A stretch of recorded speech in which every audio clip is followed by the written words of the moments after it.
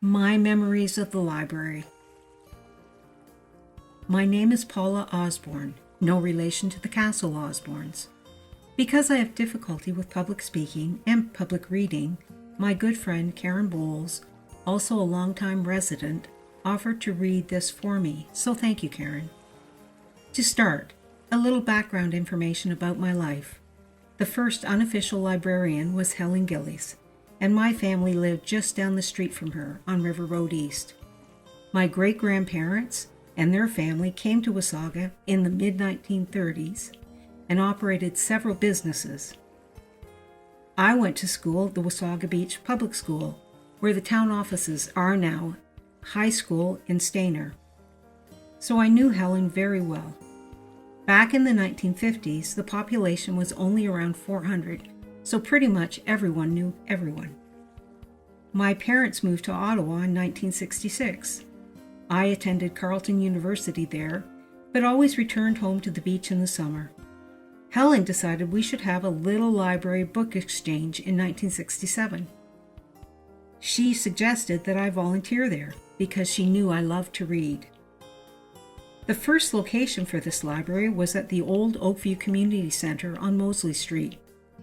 When you walked in the front door, up the slanted entrance, the room on the left side in what was used as the kids' room. When the little library book exchange was open, we had to move all the kids' toys so we could properly display the books, most of which were stored in the storage place across the hall. Lots of physical labor, but it was always a fun day. A library board was formed in 1968, with Helen Gilles as the first president. When I moved back permanently to Wasaga in 1971, I was available to help more because I was only working part-time at the post office. Location then was where the new breakers are being built now. It quickly became apparent that this space just wasn't big enough. The village, as it was then, built an addition to the Oakview Center in 1972, on the side where the Primetime Club is now. We became an official library, being incorporated into the Ontario Library Public System. All the volunteers were so excited about this. I remember moving books, all the books, setting them up in the shelves. Oh, that didn't work.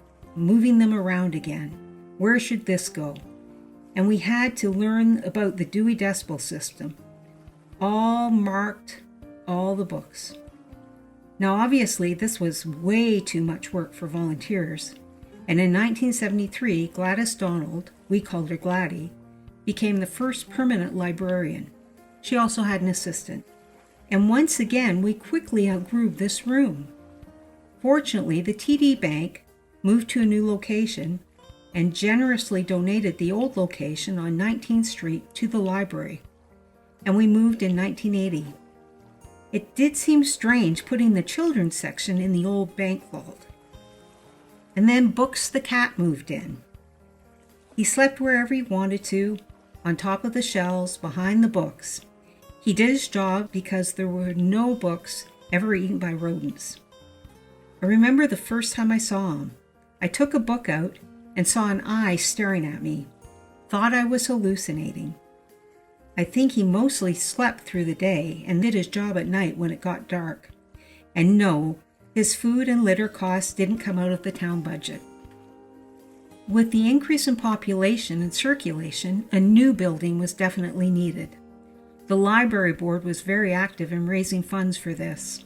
I remember attending several events at Wasaga Sands Golf Course, probably other places, I can't remember, and bought a brick.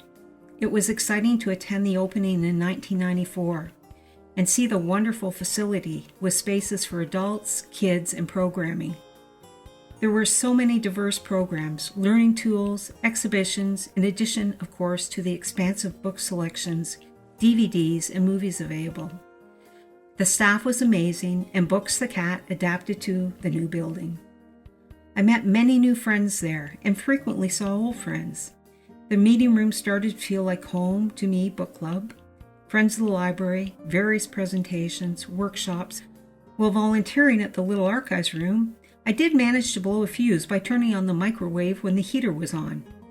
Oops. I did thank Pam for not banning me. Then guess what? This location became too small too. I've already said that 3 times. Here we grow again. And January 29, 2024, the new library on River Road West was officially open to the public. It truly is a wonderful facility with the various locations for different age groups, meeting rooms, study rooms, programming for all ages, books, glorious books, artist displays, and so much more. I've been very fortunate to meet, learn, and laugh with the amazing staff and volunteers here. I don't think I've ever gone to the library and not seen someone I knew, many people I haven't seen for years, and it's great to reconnect with them again. Libraries are truly the heart of the community. I'll circle back to the start. Helen Gilles, who started the library, was also appointed the first town's archivist in 1977 by Mayor Clara Robertson.